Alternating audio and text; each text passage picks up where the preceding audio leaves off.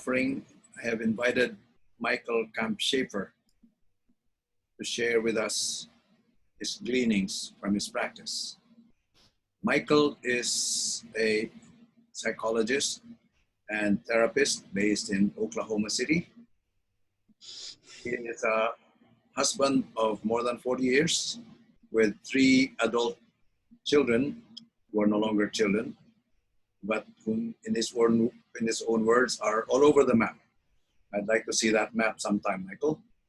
But Michael has been practicing with us since about 2005 or so. He has joined session in Osage Monastery as well as in Dallas and continues his koan practice with Helen as his guide. So Michael, please share with us from your Zen practice.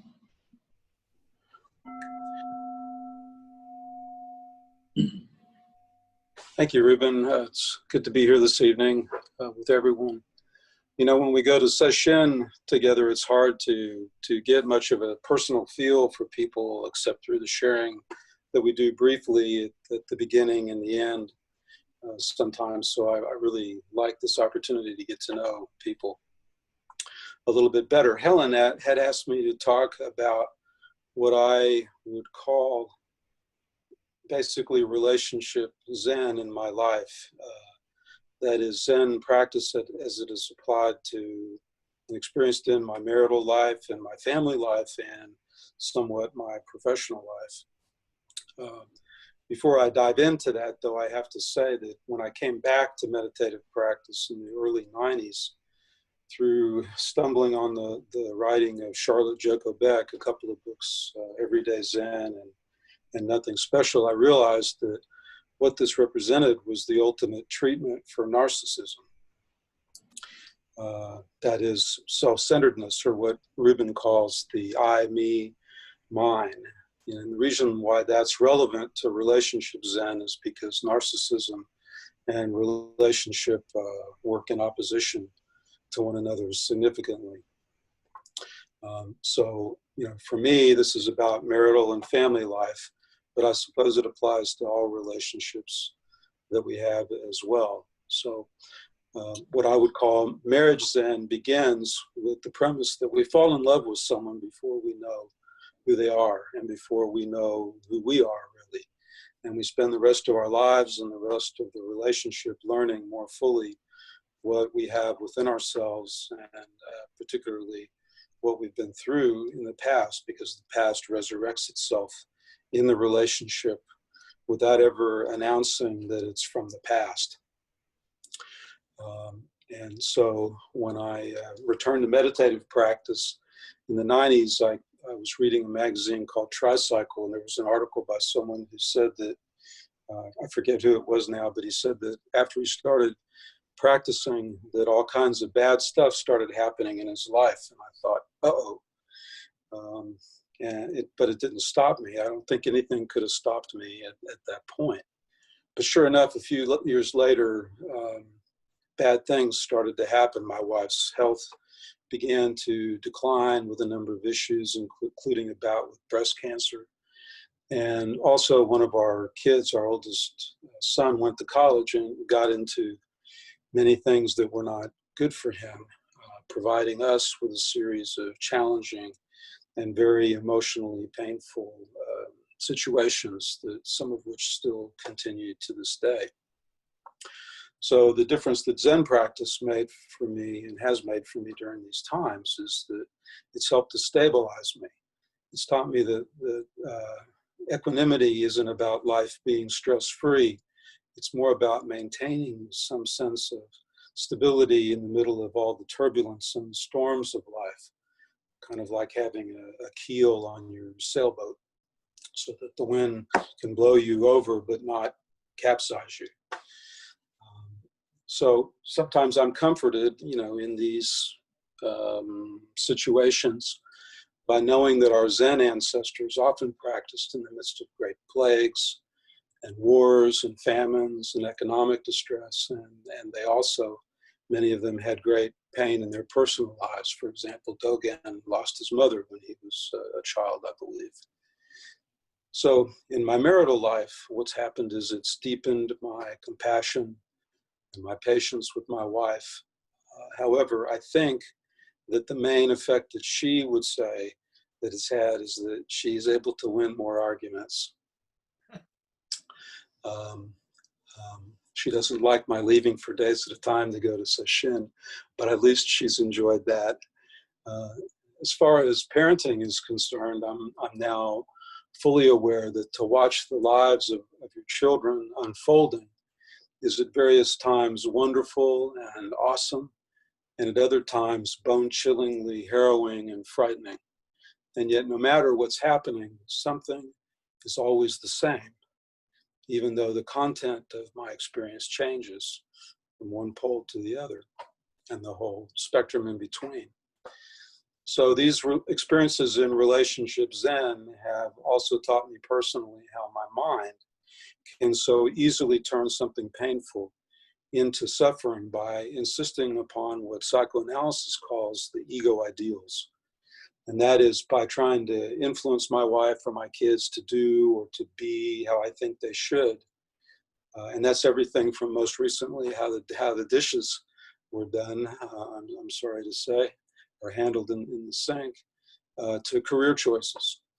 No matter what, our minds are always trying to make ourselves, others, and life itself be what we think it should be, rather than accepting things as they are and sort of taking our hands off the wheel, which I like to think of as a nice way of saying what Zazen is about, is taking your hands off the wheel. I remember years ago hearing Ruben explain that the Pali word for suffering, dukkha, meant something like a wobbly wheel. And I remember when he said that, I thought, that's a perfect analogy, because you have the axle and then you have the wheel, and you can imagine the wheels 2,500 years ago, how they wobbled around that. The axle is analogous to the ego ideals, and the wheel is analogous to real life, actual life. Hardly ever, only for moments, does it agree with the ideal. Most of the time it's wobbling. So this is one of what I would say are the touch points of agreement between psychology and psychoanalysis and Zen. And it's amazing to me that Siddhartha Gautama was onto this some 2,500 years ago. So even though Zen practice can sometimes be a way of seeking calmness or peace, it hasn't been able for me in my own life to be about detachment exactly, but rather about experiencing immersion and presentness to the full catastrophe of living. And that comes to us each in our own ways, but full catastrophe is a phrase that John Kabat-Zinn borrowed from Nicholas Kazantzakis in his book Sword of the Greek. And that's pretty well describes raising children.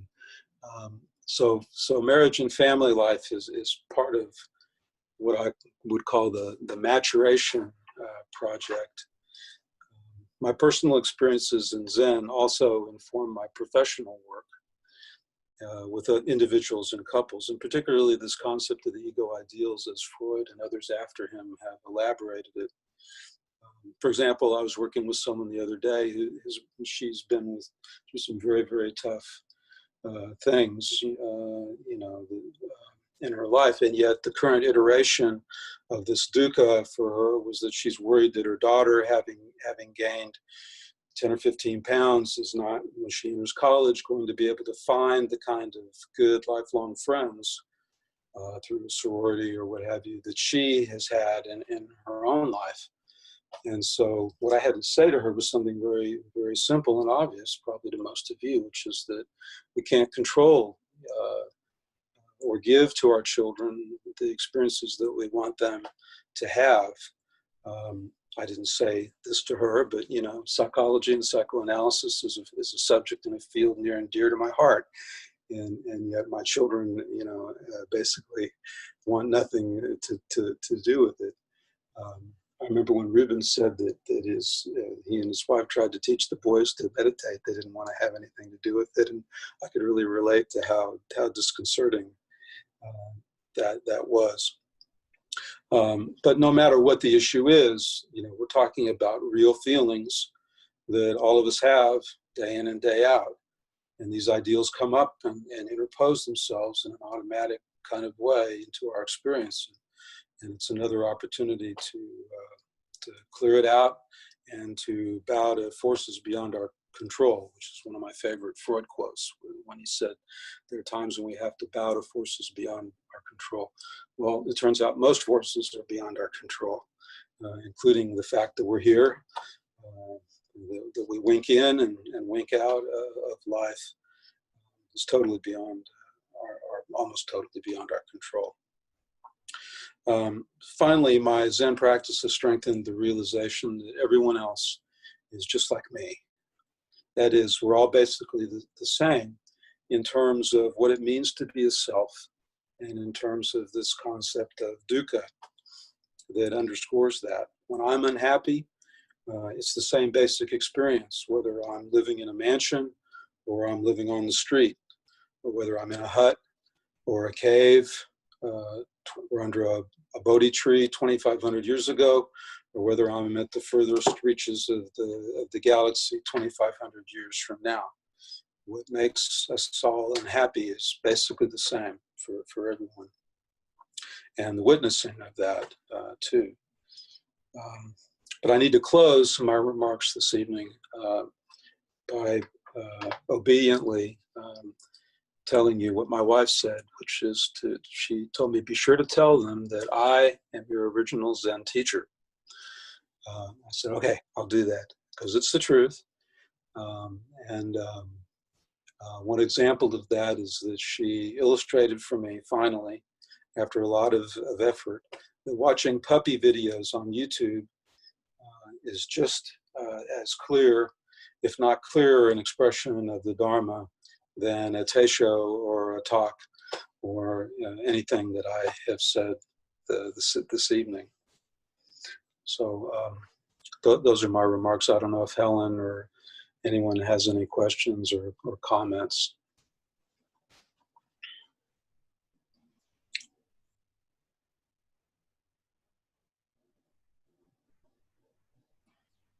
Thank you, Michael.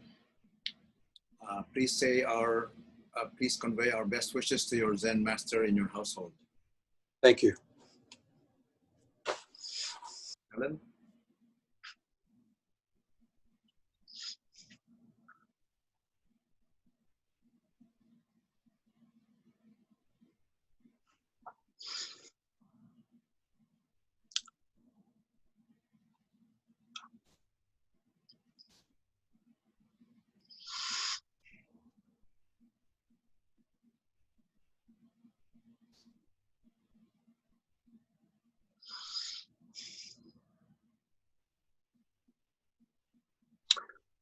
Now, Helen told me to prepare 13 minutes, and I may not have done 13 minutes. She may have stepped away.